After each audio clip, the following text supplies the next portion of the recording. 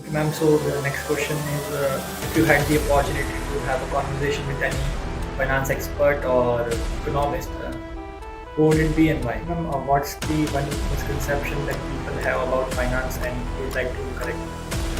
In such a demanding academic environment, how do you ensure a healthy work-life balance? How do you think AI and blockchain will impact or transform finance and corporate governance?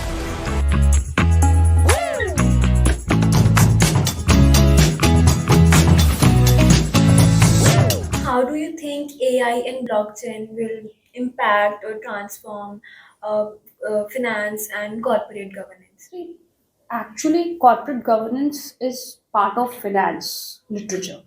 So when we look at Journal of Economic Literature, it gives different bifurcations. So in corporate finance, we get corporate governance. Code is G34 for it, right?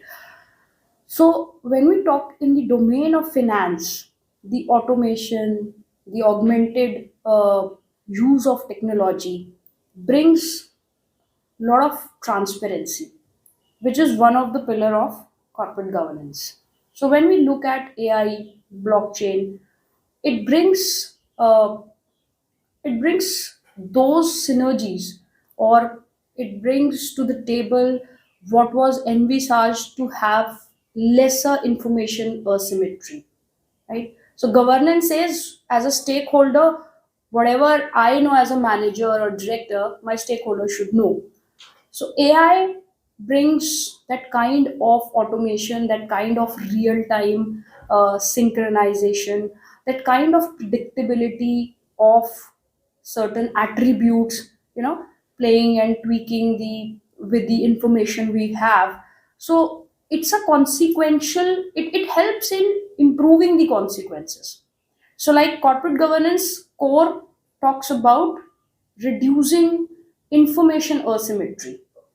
AI, blockchain, they facilitate all the processing of information, utilization of information, the data which we have. So they're really related to each other. Having attended and spoken at several international conferences, how important do you think the global exposure is in academic research? And what did you learn from your experience in Italy, and how was it different from Germany? Nice question. So global exposure is really important because when it comes to university ranking, we look up to our global ranking. Where do we see ourselves 5 years down the line? Where do we stand today amongst all the global universities? So we can't grow in silos. We can't think that, oh, we are best in India, that's it. No, there is no growth there, right? So for that purpose, teachers, students need to have that global exposure. How do people think? How are they doing their research? What is the key element which is visible, loud and clear from their paper, which may be missing from mine, right? So this perspective was the main agenda of having a global spree and going to different conferences, uh, sitting over there, listening to their presentations. So there was one thing which I learned was they were very, very deep. They are actually. So when they dig down a problem, they don't take too many problems. They just pick up one problem and they go extremely deep, looking for different branches of that one construct, introspecting it from different angles. So their approach of writing, their approach of communicating their results, their preciseness. So that is something which is different. Because when we see other people from other countries, then the starking difference is there.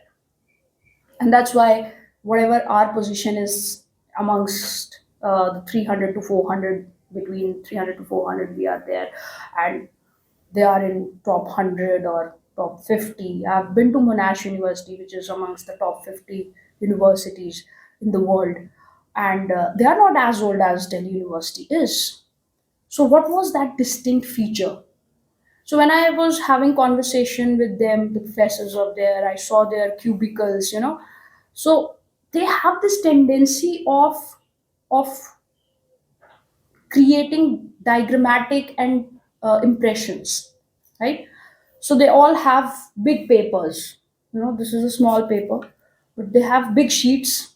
On everyone will be having a big sheet or a big table, so that they are drawing anything, they are scribbling on it, they are connecting different dots, right?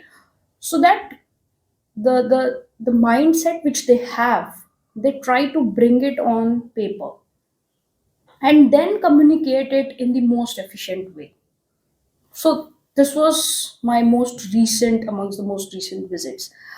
Why this is happening, I was completely unaware when I went with them in their cubicles for chit chat, coffee, and all those things. So then I saw this similarity in US, in UK, not in US. I was not able to go into that deep in US, in Australia, in UK. Europe was one experience which showed me that how people are really listening to you and taking out questions, which was somehow not visible here. So here it's like we have to present, and our complete focus is on presenting our paper. But they are sitting in the whole conference, listening what you are presenting, how your perspective is different, how you are dealing with this problem, whereas in their country it is dealt in this way. Why do you think your way is better or could have been different given certain scenarios? So there is a lot of discussion which is happening. They are very good listeners. And then I found that it's not just speaking at the conference, presenting your paper, it's actually more relevant to listen to their work as well. Because it shapes your work. Your next work will be shaped definitely in a better way based on your last experience. So US was very multicultural, but Europe was definitely on this listening culture, right? In such a demanding academic environment, how do you ensure healthy work-life balance? But as I said earlier, do all the activities, take out time, because you have 24 hours. So somewhere on a reel off late, I saw that there was a 3 hours for this, 3 hours for that. So in teaching, definitely we get at least 8 hours other than sleeping and teaching, right? Because of our work schedule. So out of those 8 hours, if you really dedicate 50% to your reading, reading helps you a lot. So work life balance, I think doing different activities, reading, listening to people, talking to different people, having intergenerational friendships. I recently read a article in Mint. So it was emphasizing on this intergenerational friendships, and academia offers you that. You will have senior professors, you will have people of your age group, you will have juniors as well, right? You will have your students, right? So they always give you something. So to be observant, what how people are reacting, what they have their experiences about, so that helps you bringing calmness. So I think it's always how you look at life, whether you look at the half glass Yes, empty or different aspects. the half glass full. I think both are important. So, ma'am, what's the one misconception that people have about finance and you'd like to correct? People think market is risky. Risk is everywhere, you know. In some movies or anywhere we have seen that in Three Idiots, right? आप बाहर निकलोगे, सड़क आएगी, left देखना, right देखना, गाड़ी आ सकती है, मार सकती है, all this is risk, right? वो पंखा है, वो गिर सकता है, जैसे हमारी क्लासरूम में, right? So there is nothing which is called safe, and this perspective of being safe is really, it will not let you grow, it will not let you think beyond certain levels, it will typecast you, right? So definitely you should venture out in different zones, but keep that stop losses active, right? As I always say that Buffett, Charlie Munger, and or Bill Gates. All three of them said that, see, Elon Musk is having huge amount of wealth. If 1% is has been invested in Bitcoin, doesn't mean you invest your 100% in it, because that would be way too lesser than his 1%. So you take judicious calls, right? So I think risk is one thing which people misinterpret largely. They think that house property doesn't have a risk. Oh no, it has huge amount of risk. Okay, ma'am. So the next question is, if you had the opportunity to have a conversation with any finance expert or economist, who would it be and why? I think I've lost the opportunity. I feel that it would have been Dr. Manmohan Singh. The times when he handled India, those were very different times. They were the breaking or making times, and we are sitting here because in India was envisioned by that man during those times, right? So coming from there to here is remarkable.